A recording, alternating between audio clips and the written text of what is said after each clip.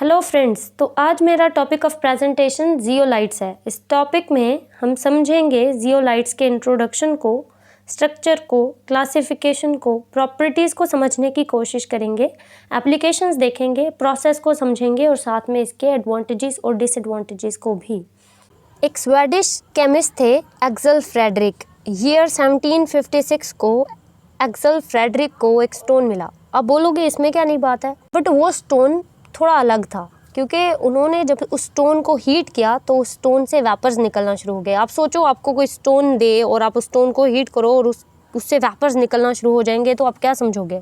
अब ये समझोगे कि वो स्टोन वेपराइज हो रहा है, यानी वो स्टोन बॉयल हो रहा है, क्योंकि जब कोई चीज़ बॉयल होती है तो उससे वेपर्स निकलते हैं। तो अगर उस स्टोन से वेपर्स निकल रहे हैं तो ऑब्वियसली आपको लगेगा वो स्टोन बॉयल हो रहा है। यही समझा था एक्सेल फ्रेडरिक ने भी। उनको लगा शायद वो कोई बॉयल होने वाला स्टोन है, तो इसलिए उन्होंने फिर उस स्टोन को बॉइलिंग स्टोन का नाम दे दिया। एक्चुअल में जो जियो है, जियो स्वेडिश लैंग्वेज का वर्ड है जिसका मतलब होता है बॉइलिंग, और लाइट कहते हैं स्टोन को, तो जियोलाइट मतलब बॉइलिंग स्टोन। पता लगा इस स्टोन को जियोलाइट क्यों बोला जाता है? जियोलाइट्स 3 डायमेंशनल क्रिस्टलाइन स्ट्रक्चर रखने वाले सॉलिड्स हैं। ये डिफरेंट कलर्स के पॉसिबल हैं। जियोलाइट्स का ये 3 डायमेंशनल केज की तरह का स्ट्रक्चर बना होता है एल्यूमिना और सिलिका के मॉलिक्यूल्स की इंटरलिंकेज से। एल्यूमिना के मॉलिक्यूल्स और बहुत से सिलिका के मॉलिक्यूल्स जब आपस में इंटरलिंक होंगे तब हमारे पास एक बड़ा सा 3 डायमेंशनल नेटवर्क बनेगा जिसको हम जियोलाइट बोलेंगे। अब अगर आप इस 3 डायमेंशनल स्ट्रक्चर पर गौर करो तो इसके अंदर आपको पोर्स नजर आएंगे। पोर्स यानी खाली जगह, और इन्हीं पोर्स यानी खाली जगहों को कैविटीज बोला जाता है। जियोलाइट की एक बहुत यूनिक प्रॉपर्टी है। जियोलाइट अपनी इन खाली जगहों में, अपनी इन कैविटीज के अंदर एटमॉस्फेयर से वाटर के मॉलिक्यूल्स एब्जॉर्ब कर लेते हैं। तभी बोला जाता है जियोलाइट केज की तरह का स्ट्रक्चर रखते हैं। केज की तरह का स्ट्रक्चर मतलब केज पिंजरे को बोलते हैं जो अपने अंदर चीज़ों को कैद कर लेता है। अब जियोलाइट अपने पोर्स के अंदर, अपनी कैविटीज में चूंकि वाटर के मॉलिक्यूल्स को कैद कर लेते, तभी जियोलाइट का स्ट्रक्चर केज स्ट्रक्चर कहलाता है। अब एक यहाँ से आपको एक बहुत इंटरेस्टिंग बात पता लगेगी। मैंने आपको बताया था कि एक्सेल फ्रेडरिक ने स्टोन को जियोलाइट इसलिए बोला था क्योंकि हीट करने पर ये बॉयल होती दिखी थी उनको। अब आपको बात समझ आएगी एक्चुअल में बॉयल क्या हो रहा था। जियोलाइट के इन पोर्स में बहुत से वाटर के मॉलिक्यूल्स मौजूद होते हैं, तो जब जियोलाइट को हीट किया जाता है तो ये वाटर के मॉलिक्यूल्स वेपराइज होना शुरू हो जाते हैं। So actually it was not zeolite which was boiling. तो दरअसल ये जियोलाइट नहीं था जो कि बॉयल हो रहा था, बल्कि उस जियोलाइट के स्ट्रक्चर के अंदर मौजूद बहुत से वाटर के मॉलिक्यूल्स थे जो कि हीट करने पर वेपर्स में कन्वर्ट हो रहे थे। जब भी किसी चीज़ को हीट करो तो और वो वेपर्स में कन्वर्ट हो जाए तो हम बोलते हैं वो चीज़ बॉयल हो रही है। तो एक्चुअल में अभी समझ लगी आपको, एक्सेल फ्रेडरिक ने इसको जियोलाइट यानी बॉइलिंग स्टोन क्यों बोला था, क्योंकि हीट करने पे उनको लगा शायद जियोलाइट के वेपर्स बन रहे हैं, बट एक्चुअल में वो जियोलाइट नहीं था जो वेपराइज हो रहा था। वो जियोलाइट के स्ट्रक्चर के अंदर मौजूद वाटर के मॉलिक्यूल्स थे जो हीट करने पर वेपर्स में कन्वर्ट हो रहे थे। चलिए अब थोड़ी पढ़ाई कर लेते हैं। What are zeolites? Zeolites are hydrated aluminium silicates with cage structure.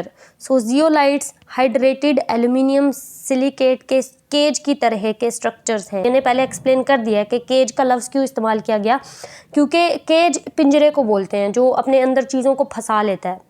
चूँकि जो जियोलाइट हैं वो अपने पोरस स्ट्रक्चर में मौजूद पोर्स के अंदर बहुत से वाटर के मॉलिक्यूल्स फंसा लेते हैं, मेटल्स को फंसा लेते हैं, इसीलिए इनके स्ट्रक्चर को केज स्ट्रक्चर बोला जाता है। दूसरा, ये पूरा बना होता है एल्यूमिना और सिलिका का, और इसको हाइड्रेटेड एल्यूमिनियम सिलिकेट क्यों बोला गया, क्योंकि हाइड्रेटेड इसलिए मतलब इसके ये वाटर मॉलिक्यूल से भरा हुआ है, तो इसीलिए इसको बोला जाता हाइड्रेटेड। तो जियोलाइट का हाइड्रेटेड स्ट्रक्चर होता। सो सेकंड पॉइंट है tetrahedra of alumina and silica are interlinked. तो अगर आप अलग अलग स्ट्रक्चर्स देखो, जैसे अलग से एल्यूमिना का स्ट्रक्चर देखो और अलग से सिलिका का, तो आपको पता लगेगा एल्यूमिना का भी टेट्राहेड्रल स्ट्रक्चर होता है और सिलिका का भी टेट्राहेड्रल स्ट्रक्चर होता है। ठीक है, जब बहुत से टेट्राहेड्रल स्ट्रक्चर एल्यूमिना के और सिलिका के आपस में इंटरलिंक होते हैं तो वो एक बड़ा सा 3 डायमेंशनल क्रिस्टलाइन पोरस स्ट्रक्चर बनाते हैं जिसको जियोलाइट बोला जाता है। अब तीसरा पॉइंट ये है, the 3 dimensional framework is made up of aluminium, oxygen और सिलिकॉन। इस पॉइंट में ये बताया गया है कि पूरा जियोलाइट का स्ट्रक्चर दरअसल किन 3 मेन एलिमेंट से बना होता है। तो अगर आप जियोलाइट का स्ट्रक्चर देखो तो आपको मेन 3 टाइप के एलिमेंट्स वहाँ पर दिखेंगे, एल्यूमिनियम, ऑक्सीजन और सिलिकॉन। ये देखा गया कि जियोलाइट्स के 3 डायमेंशनल क्रिस्टलाइन स्ट्रक्चर में सिर्फ वाटर के मॉलिक्यूल्स ही नहीं फंसे होते, बल्कि अक्सर मेटल्स भी फंसे होते हैं। जनरली ग्रुप फर्स्ट के और ग्रुप सेकंड के मेटल्स, अल्कली मेटल्स और अल्कलाइन अर्थ मेटल्स, ये मेटल्स अपने ऊपर +1 चार्ज रखते हैं अगर ये अल्कली मेटल्स हैं तो, और +2 अगर ये मेटल्स अल्कलाइन अर्थ मेटल्स हैं। सवाल ये आता है, आखिर क्या ज़रूरत महसूस हुई जियोलाइट्स को कि इसने अपने पोर्स में इन मेटल्स को जगह दे दी, इन मेटल्स को फंसा लिया, इन मेटल्स को सीव कर लिया? तो इसका जवाब ज़रा समझिए। जियोलाइट्स का पूरा 3 डायमेंशनल स्ट्रक्चर बना होता सिलिका और एल्यूमिना का। सिलिका भी नेगेटिवली चार्ज्ड होता और एल्यूमिना भी। जब पूरा जियोलाइट बना ही इन नेगेटिव चार्ज वाले सिलिका और एल्यूमिना से है, तो ये कैसे पॉसिबल है कि जियोलाइट पर नेगेटिव चार्ज ना हो? और हमें एक और बात भी पता है कि हर चार्ज्ड चीज़ अनस्टेबल होती है और उसकी कोशिश होती है कि वो खुद को न्यूट्रलाइज करे ताकि वो स्टेबल हो सके। यही काम जियोलाइट भी करते हैं। जियोलाइट चूँकि नेगेटिवली चार्ज्ड हैं, जैसा कि वो सिलिका और एल्यूमिना से मिलकर बने हैं, तो जियोलाइट्स की पूरी कोशिश होती है कि वो खुद को न्यूट्रलाइज करें किसी पॉजिटिवली चार्ज्ड मेटल आयन को अपने अंदर सीव करके। तो ये काम वो किस तरह से करते? अल्कली मेटल्स और अल्कलाइन अर्थ मेटल्स को अपने पोर्स में जगह देके। जियोलाइट का नेगेटिव चार्ज न्यूट्रलाइज करने के लिए जियोलाइट के पोर्स के अंदर मेटल्स मौजूद होते हैं। बात समझ आई कि मेटल्स क्यों मौजूद होते हैं? तो इनका एक्चुअल पर्पस जियोलाइट को स्टेबल बनाना होता है, उसको न्यूट्रलाइज करके। चलिए अब थर्ड पॉइंट रीड करते हैं। Alkali metal like sodium positive, alkaline earth metals for example magnesium 2 positive and water molecules are present in between the gaps. जो मैंने अभी आपको बात एक्सप्लेन की कि उन गैप्स में वाटर के मॉलिक्यूल्स, अल्कली मेटल्स जैसे +1 चार्ज रखने वाले सोडियम मेटल या फिर अल्कलाइन अर्थ मेटल यानी +2 चार्ज रखने वाले सेकंड ग्रुप के मेटल्स प्रेजेंट होते हैं। चलिए समराइज कर लेते हैं जितना अभी तक पढ़ा। जियोलाइट का मतलब होता है बॉइलिंग स्टोन, और ये नाम एक्सेल फ्रेडरिक ने स्टोन को इसलिए दिया क्योंकि हीट करने पर ये स्टोन वेपर्स दे रही थी, यानी उनको लगा ये स्टोन बॉयल हो रही है, तो उन्होंने इस स्टोन को बॉइलिंग स्टोन यानी जियोलाइट का नाम दे दिया। बाद में पता लगा एक्चुअल में वो स्टोन नहीं था जो बॉयल हो रहा था, बल्कि उस स्टोन के पोर्स के अंदर मौजूद वाटर के मॉलिक्यूल्स थे जो हीट करने पर वेपर्स में कन्वर्ट हुए थे। जियोलाइट के स्ट्रक्चर को केज की तरह का स्ट्रक्चर बोला क्योंकि ये केज का काम करता है। ये अपने अंदर बहुत से मॉलिक्यूल्स को, जैसे वाटर मॉलिक्यूल्स को या फिर मेटल्स को कैद कर लेता है, इसलिए इसके स्ट्रक्चर को केज स्ट्रक्चर का नाम दिया। तीसरा, जियोलाइट 3 डायमेंशनल क्रिस्टलाइन स्ट्रक्चर रखने वाले पोरस सॉलिड्स हैं और ये अपने पोर्स में अक्सर मेटल्स को जगह देते हैं, जैसे अल्कली मेटल्स और अल्कलाइन अर्थ मेटल्स को। फिर सवाल था कि क्यों ये अपने अंदर मेटल्स को जगह देते हैं, तो पता लगा कि जियोलाइट एल्यूमिना और सिलिका से मिलकर बने हैं जो कि नेगेटिव चार्ज रखने वाले हैं। तो जियोलाइट पर चूँकि नेगेटिव चार्ज होता है और उस नेगेटिव चार्ज की वजह से जियोलाइट अनस्टेबल फील करता है, तो जियोलाइट अपनी उस अनस्टेबिलिटी को ओवरकम करने के लिए अपने पोर्स में पॉजिटिव चार्ज वाले मेटल्स को जगह दे देता है, जो उस जियोलाइट को न्यूट्रलाइज करने का काम करती हैं। तीसरा point, zeolites 3 dimensional porous crystalline structure रखने वाले सॉलिड्स हैं और इनका ये पूरा क्रिस्टलाइन स्ट्रक्चर बना होता है एल्यूमिना और सिलिका का। और जियोलाइट के इन पोर्स में वाटर मॉलिक्यूल्स के साथ साथ मेटल्स भी मौजूद होते हैं। तो क्यों जियोलाइट अपने पोर्स में मेटल्स को जगह देते हैं? तो जवाब ये है कि जियोलाइट नेगेटिव चार्ज रखने वाले एल्यूमिना और सिलिका से मिलकर बने हुए हैं, जिसकी वजह से जियोलाइट पर नेगेटिव चार्ज आ जाता है और जियोलाइट उस नेगेटिव चार्ज की वजह से अनस्टेबल फील करते हैं। तो जियोलाइट अपनी उस अनस्टेबिलिटी को ओवरकम करने के लिए, खुद को न्यूट्रलाइज करने के लिए अपने पोर्स के अंदर पॉजिटिव चार्ज मेटल्स को जगह दे देते हैं, जो कि अक्सर अल्कली मेटल्स होते हैं या फिर अल्कलाइन अर्थ मेटल्स। बात समझ आ गई? चलिए अब पढ़ते हैं जियोलाइट के केमिकल फार्मूला को। The tetrahedral structure of silica and alumina forms the building block of zeolite. Silica मतलब SiO4 और एलुमिना मतलब AlO4। मतलब ये कि सिलिका और एलुमिना बिल्डिंग ब्लॉक्स का काम करते हैं जियोलाइट के स्ट्रक्चर के लिए।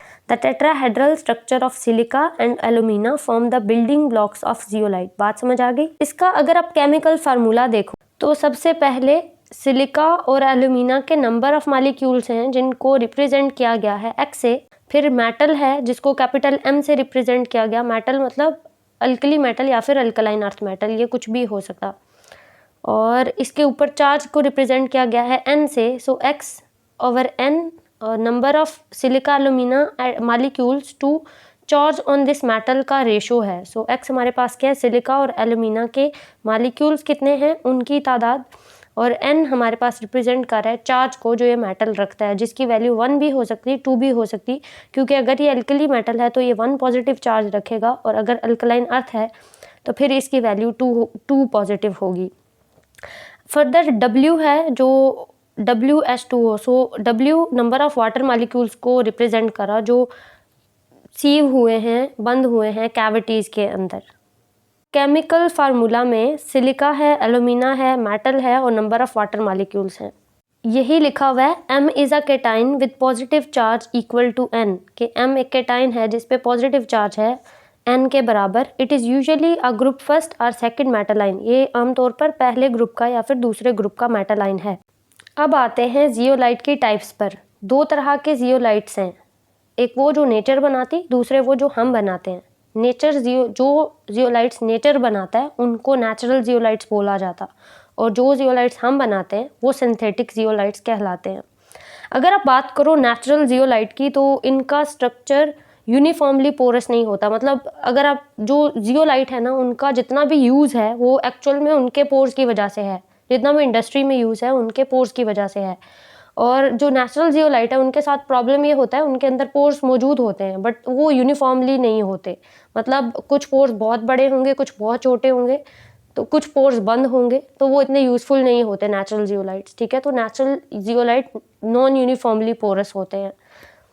नेचुरल जियोलाइट की एग्जांपल है नेट्रोलाइट। सवाल ये आता है कि आखिर ये नेचुरल जियोलाइट्स बनते किस तरह से हैं। तो अर्थ पे जहाँ कहीं वोल्केनिक इरप्शन होती है, वोल्केनिक इरप्शन मीन्स आतिशफ़शा पहाड़ का फटना। तो जब कभी कहीं वोल्केनिक इरप्शन हुई तो उस दौरान हुआ ये यूँ कि आपको पता जब भी कोई वोल्केनो फटता है तो बहुत हाई टेम्परेचर होता वहाँ पे, रॉक्स लावा निकलता, रॉक्स मेल्ट हो रहे होते। सो कुछ रॉक्स मेल्ट हो जाते, कुछ अभी कम्प्लीटली मेल्ट नहीं हुए, बट ये हुआ कि जो ही पहाड़ फटा, बहुत ज़ोर से फटा, तो नीचे से ग्राउंड वाटर भी निकल आया बाहर।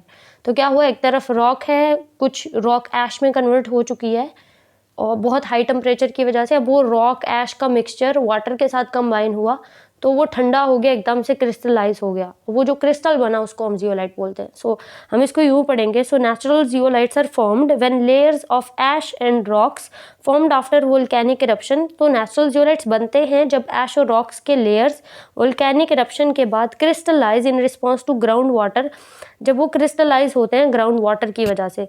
तो पहाड़ ज़ोर से फटा, साथ में वाटर निकला, साथ में बहुत हाई टेम्परेचर है, रॉक्स कुछ मेल्ट हो गए, ऐश बन गए, तो वो रॉक्स ऐश का मिक्सचर जब वाटर के साथ कांटेक्ट में आया एकदम से ठंडा हो गया, क्रिस्टल बन गया, और वो क्रिस्टल जियोलाइट है। दूसरी तरफ हैं सिंथेटिक जियोलाइट जो यूनिफॉर्मली पोरस हैं। So synthetic zeolites are uniformly porous. They are prepared by heating together china clay, feldspar and soda ash. तो सिंथेटिक जियोलाइट किस तरह से बनाए जाते हैं, 3 चीज़ों को हीट करने से, चाइना क्ले, फेल्डस्पार और सोडा ऐश।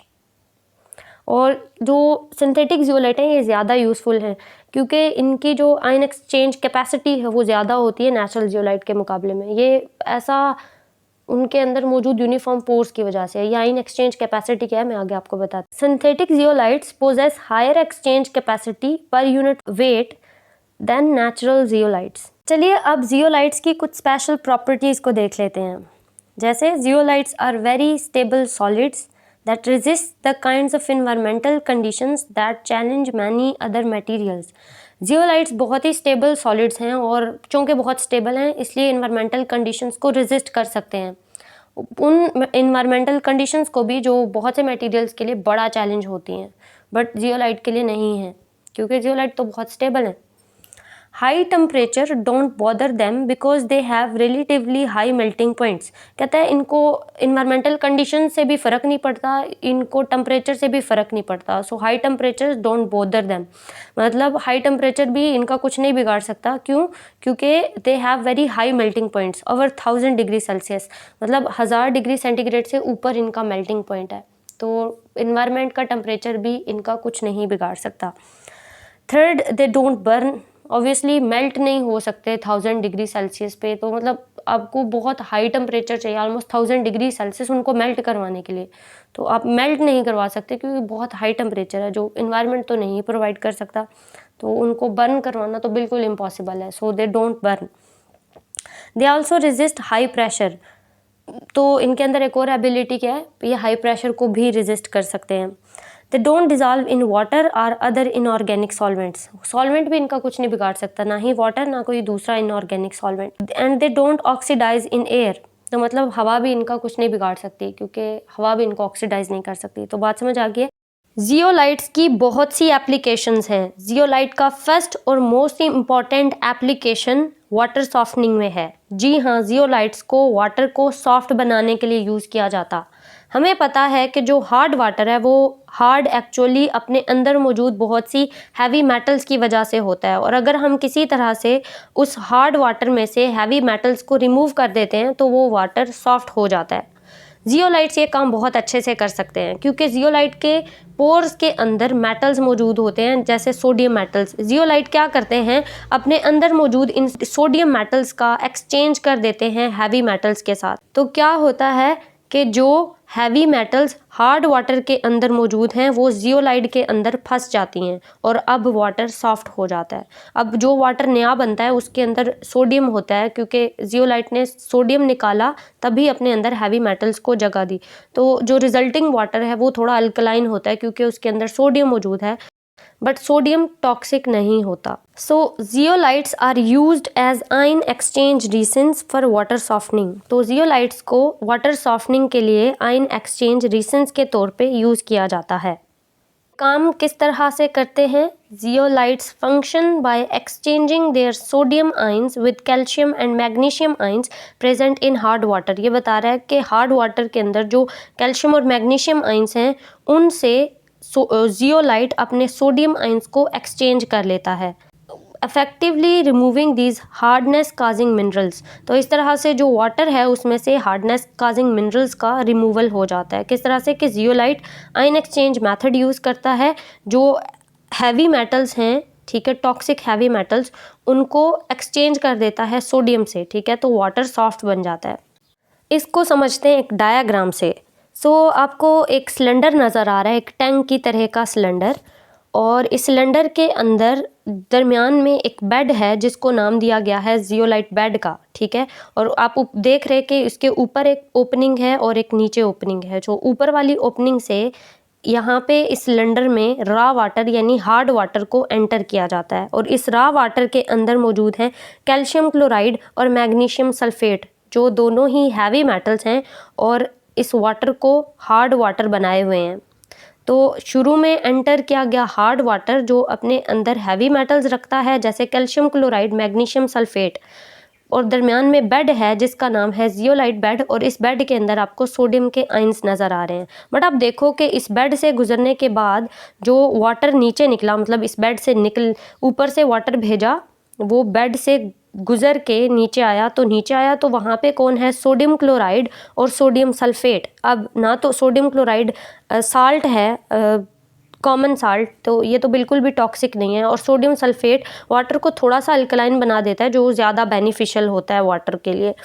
तो अब आप देख रहे हैं कि जो शुरू में वाटर एंटर किया गया था वो हैवी मेटल से भरा हुआ था, बट जियोलाइट से के बेड से गुजरने के बाद अभी जो वाटर मिला है उसमें कोई हैवी मेटल नहीं है, सिर्फ सोडियम क्लोराइड है और सोडियम सल्फेट है। तो अब ये वाटर सॉफ्ट हो चुका है, ये सॉफ्ट वाटर है। बात समझ आ गई कि किस तरह से zeolite bed ion exchange method के ज़रिए से वाटर सॉफ्टनिंग में यूज़ होता है।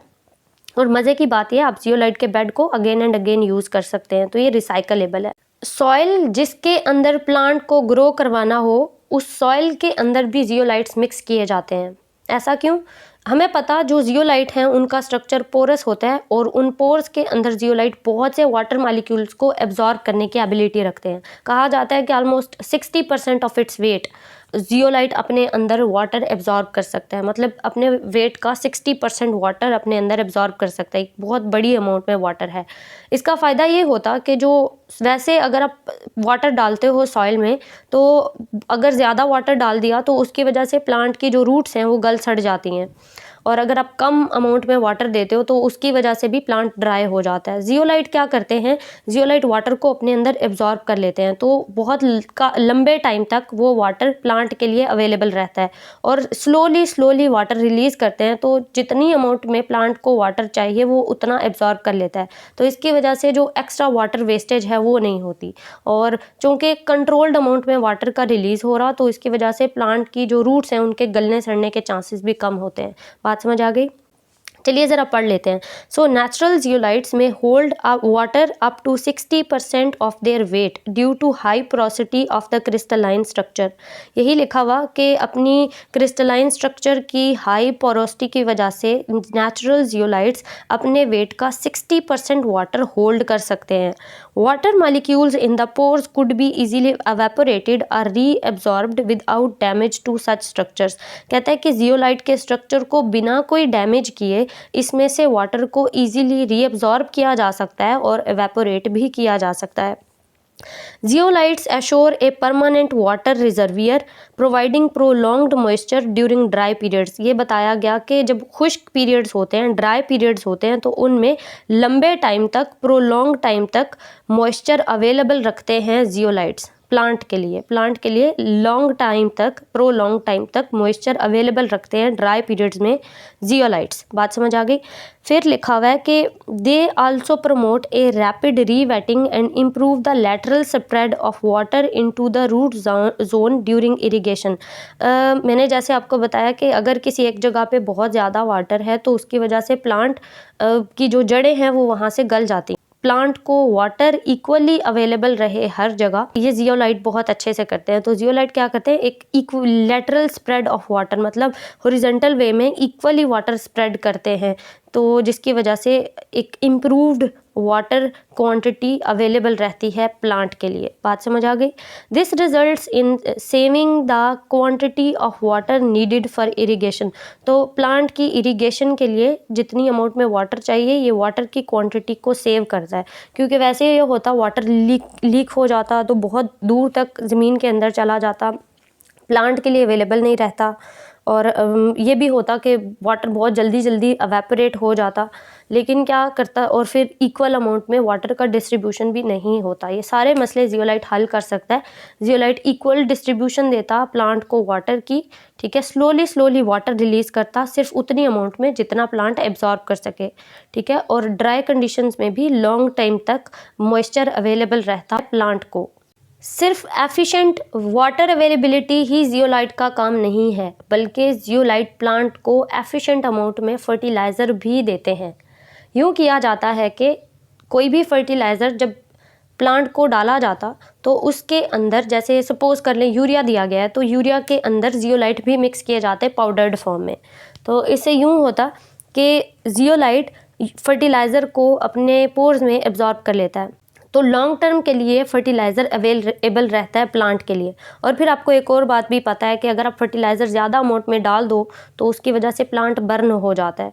तो जियोलाइट क्या करते हैं, फर्टिलाइज़र को अपने पोर्स में जगह दे देते, एब्जॉर्ब कर लेते, एक्सेसिव अमाउंट में फर्टिलाइज़र को अपने पोर्स में एब्जॉर्ब कर लेते हैं और कंट्रोल्ड अमाउंट में फर्टिलाइज़र रिलीज़ करते हैं। तो फिर थोड़ी अमाउंट में फर्टिलाइज़र प्लांट को मिलता रहता है और लॉन्ग टर्म के लिए फर्टिलाइज़र प्लांट के लिए अवेलेबल रहता है। तो बात समझ आई कि एक तो बहुत ज़्यादा एक्सेसिव अमाउंट में फर्टिलाइज़र प्लांट को नहीं मिलेगा, जिसकी वजह से प्लांट के बर्न होने के चांसेस कम है, और दूसरा ये कि प्लांट को फर्टिलाइज़र लॉन्ग टर्म के लिए अवेलेबल भी रहेगा। एफिशिएंट अमाउंट में लॉन्ग टर्म के लिए फर्टिलाइज़र की अवेलेबिलिटी को यकीनी बनाना, ये है काम जियोलाइट का। बात समझ आ गई? चलिए पढ़ लेते हैं फिर। Zeolites promote better plant growth by improving the value of fertiliser. ये फर्टिलाइज़र की वैल्यू को इम्प्रूव करके प्लांट की ग्रोथ को, बेटर प्लांट की ग्रोथ को प्रमोट करते हैं।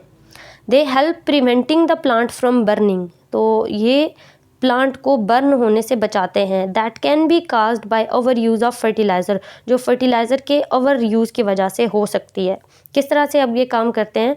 By trapping and slowly releasing valuable nutrients, के जो फर्टिलाइज़र के वैल्यूएबल न्यूट्रिएंट्स हैं ये उनको अपने अंदर ट्रैप कर लेते हैं और स्लोली रिलीज़ करते हैं, सिर्फ उतनी अमाउंट में जितना प्लांट एब्जॉर्ब कर सके, और लॉन्ग टर्म तक रिलीज़ करते रहते हैं, जिसकी वजह से लॉन्ग टर्म तक प्लांट की एफिशिएंट ग्रोथ होती रहती है। बात समझ आ गई? पेस्टिसाइड्स का एक और बहुत इंपॉर्टेंट यूज़ है, जो एनिमल्स को फीड दिया जाता, ठीक है, जैसे बफेलोज़ को या कोज़ को जो फीड दिया जाता, फीड यानी जो उनका चारा है, उनकी खुराक है, उसके अंदर भी ज़ियोलाइट डाले जाते हैं। क्यों?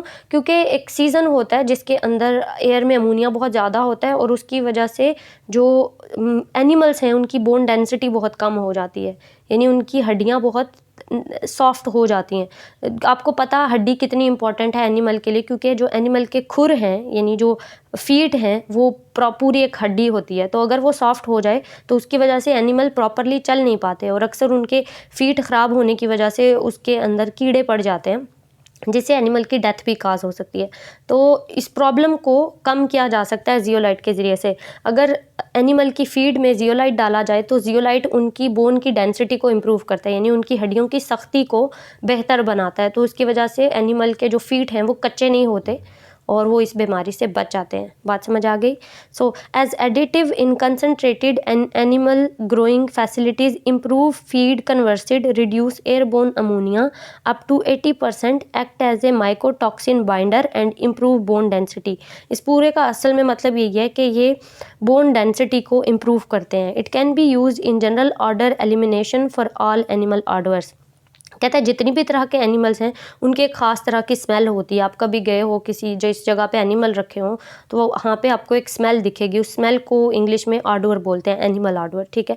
तो जो ज़ियोलाइट्स हैं वो उस एनिमल ऑडोर को भी कम करते हैं, मतलब जिन एनिमल्स को फीड में ज़ियोलाइट दिए जाते हैं उनसे वो स्मेल कम आती है, ठीक है, एनिमल ऑडोर कम आता है। बात समझ आ गई? दो और बहुत कॉमन यूजेस हैं ज़ियोलाइट्स के, ठीक है। अक्सर लोगों ने घरों में पेट्स रखे होते हैं और एक स्पेसिफिक एरिया होता है जहाँ पे ट्रेन किया गया होता है पेट्स को कि वो वहीं पे जाके अपना वेस्ट रिलीज़ करते हैं, जो भी उनका लिटर है, यूरिन वगैरह, ठीक है। तो ज़ियोलाइट घर में किसी भी पार्ट में रखे जा सकते, वहाँ पे पेट को ट्रेन किया जाता कि वो वहाँ पर जाके अपना वेस्ट करे उस ज़ियोलाइट पे, क्योंकि ज़ियोलाइट का पोरस स्ट्रक्चर होता है जिसके अंदर वो सारा यूरिन एब्जॉर्ब कर लेते हैं, ठीक है, और कोई ऑडोर भी नहीं काज करते, वरना जहाँ पे यूरिन हो ऑब्वियसली बहुत स्मेल होती है, लेकिन ज़ियोलाइट जो है वो सारी स्मेल भी एब्जॉर्ब कर लेते हैं, यूरिन भी एब्जॉर्ब कर लेते हैं। तो पेट्स के वेस्ट को एक तरह से डंप करने का ये बहुत ईजी मेथड है ज़ियोलाइट्स। चलिए आप पढ़ लेते हैं। So two other very common everyday uses of zeolites are in odour control and pet litter. तो दूसरे दो बहुत कॉमन रोज़ाना की यूजेस ज़ियोलाइट्स के ऑर्डर कंट्रोल में हैं और पेट लिटर में हैं। In both the porous crystalline structure of zeolites help by trapping unwanted liquids and odour molecules. कहता है इन दोनों में ही जो पोरस क्रिस्टलाइन स्ट्रक्चर है ज़ियोलाइट्स का वो हेल्प करता है अपने अंदर ट्रैप करके अनवांटेड लिक्विड को और ऑर्डर के मॉलिक्यूल्स को, यानी जो स्मेल काज करने वाले मॉलिक्यूल्स हैं और जो अनवांटेड लिक्विड्स हैं दोनों को ही अपने अंदर ट्रैप कर लेता है ज़ियोलाइट। ज़ियोलाइट्स को अक्सर आपने देखा होगा कि जहाँ पे फ़िश फॉर्म्स हैं वहाँ पे भी नीचे छोटे छोटे से वाइट कलर के आपको स्टोन्स दिखते हैं, वो दरअसल आम स्टोन नहीं होता, वो ज़ियोलाइट्स होते हैं। और अक्सर जो फ़िश के टैंक्स होते हैं जो लोगों ने रखे होते हैं घरों में, उन टैंक्स के अंदर भी जो वाइट कलर के आपको स्टोन्स दिखेंगे बॉटम पे, ठीक है, वो ज़ियोलाइट्स हैं। उनका पर्पज़ क्या है? वो वाटर बहुत टाइम तक वाटर पड़ा रहे ना तो वाटर के अंदर खुद ब खुद टॉक्सिन्स प्रोड्यूस हो जाते हैं, फंगस प्रोड्यूस हो जाता है। तो ये क्या करते हैं, ये टॉक्सिन्स को अपने अंदर एब्जॉर्ब कर लेते हैं, फंगस की प्रोडक्शन को रोक देते हैं और as a result clean, super clean water available रहता है फ़िश के लिए, ठीक है। तो फ़िश की हेल्दी ग्रोथ हो पाती है। तो फ़िश की हेल्दी ग्रोथ के लिए वाटर में ज़ियोलाइट्स डाले जाते हैं।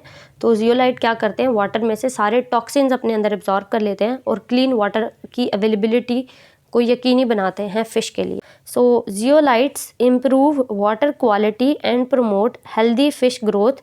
तो जियोलाइट वाटर की क्वालिटी को बेहतर बनाते हैं और प्रमोट करते हैं हेल्दी फ़िश ग्रोथ को by removing harmful substances, remove करते हुए हार्मफुल सब्सटेंसेस को लाइक अमोनिया, जैसे अमोनिया को, एंड हैवी मेटल्स और हैवी मेटल्स को फ्रॉम वाटर से।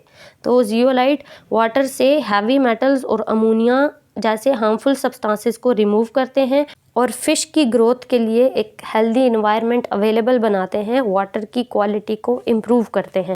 जियोलाइट्स का एक और बहुत इंपॉर्टेंट एप्लीकेशन है इनकी कैटालिस्ट के तौर पर एक्ट करने की एबिलिटी। जियोलाइट्स कैटालिस्ट के तौर पर एक्ट कर सकते हैं क्योंकि बहुत से ऐसे केमिकल रिएक्शंस हैं जिनको अकर करने के लिए बहुत लार्ज सरफेस एरिया चाहिए होता है और ये लार्ज सरफेस एरिया जियोलाइट्स ही प्रोवाइड कर सकते हैं।